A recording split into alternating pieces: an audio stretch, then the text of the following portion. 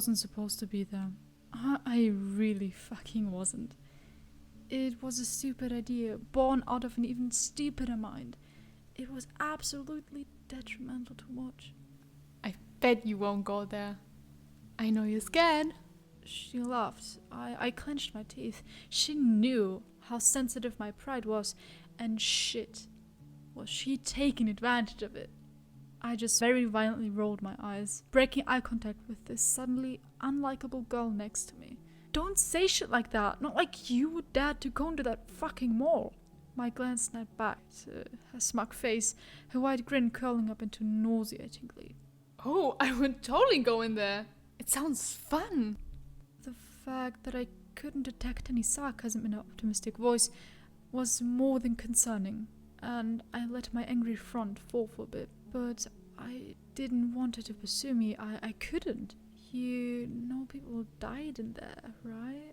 I murmured, not daring to look in the eyes. She just snickered, looking into the darkening sky on this autumn evening, making her eyes reflect the orange stripes and patchy yellow clouds. They made her face look warped, her sight glowing like hell itself. I'm aware. There was something sinister in her tone. That small switch in her voice made my heart itch, and I began to feel the desperate want to leave the roof of her house, which we were currently sitting on. Alone. I collected myself and uncomfortably shifted around for a few seconds, trying to suppress this alarming sensation in my fingertips, the tingling on my scalp, and the creepy thoughts making their way before my inner eye. The sky looked so red all of a sudden. Why are you so desperate to go in it then? I had hesitated to ask that question and prayed she wouldn't notice. Why was I getting frightened? She turned to me, making my heart skip a beat. No, I wasn't in love with her. Definitely not. But there was something in her face, something familiar, painfully familiar. A familiarity I didn't want to recognize. I swallowed roughly as I averted my gaze. Why was this silence taking forever? Answer! God damn it! Just because. Oh, are you fucking kidding me? I scuffed, beginning to stand up, getting ready to leave. Fuck off. I stood up cautiously, wiping the dust off of my jeans as she suddenly grabbed my ankle out of nowhere. I swear to God, the way my stomach turned almost made me throw up on the spot. Ignoring the very concerning thought of her wanting to hurt me, I looked her dead in the eye, not daring to ask what the fuck she was doing. That grin was still on her face. How was it almost reaching her eyes? That's not normal, right? To mask the thorns of panic inside of me, I just raised my eyebrows and managed to shake her hand off of my leg. The spot where she had touched me felt burnt. I fucking hated it. What was happening?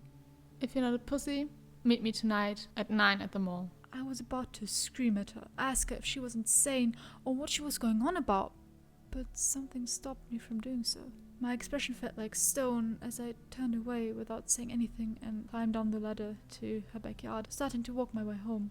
My heart was pounding, hands sweating, as I played with the thought of turning around and looking at her one last time. I decided to do so, and oh boy, did I regret it. She was still sitting on the roof, legs hanging off of the edge, mindlessly dangling back and forth. That shit-eating grin was still on her face, but her eyes... Fuck, her eyes. The sun had already gone down a bit, but her eyes were glowing. You could drown in that unreal expression in her gaze, almost engulfing you in deafening fear, making your insides shiver. Who even was that on the roof? She looked the same, but I didn't recognize her. The painful familiarity came over me once again.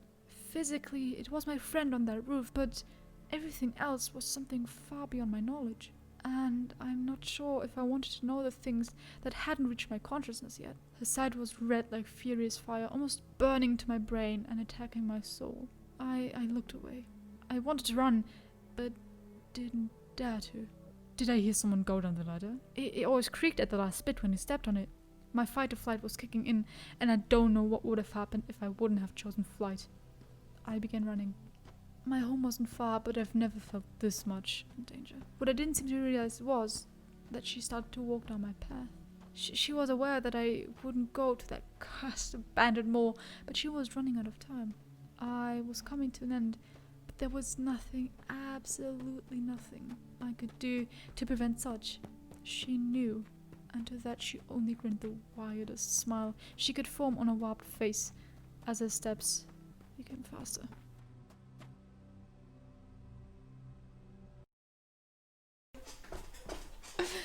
I bet you won't go. Shut the fuck up. Keep it going, bitch. Okay. Nice. What's the sentence? Just because.